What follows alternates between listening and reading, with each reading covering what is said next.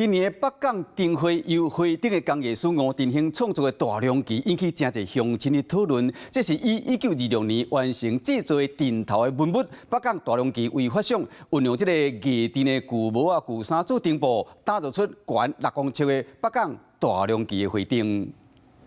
2025北港灯会伫咧进程正式启动，10大灯区内底，伫咧北港文化中心的灯区有北港会顶工艺师吴振兴创作的大量旗会顶，是以国家重要文物北港大量旗来相会。这次以环保为题，所以刚好呢就跟几个朋友，然后收他们的衣服，制作成这样子的，以环保概念的方式去做一个外框。吴振兴讲，北港大量旗是伫咧1926年制作完成，当中的刺绣工艺含材料嘛有天下第一旗绣刀3斤点吞刷。大龙旗呢，它大概昭和元年制作，昭和4年第一次出现在日本时代的报纸上今年的灯会会展览到2月14，欢迎民众来到北港文化中心欣赏大量旗会顶。Hello， 我是蒋欣梅。想要抢先掌握最及时的新闻资讯吗？赶快订阅、按赞、开启小铃铛，锁定华视新闻 YouTube 频道。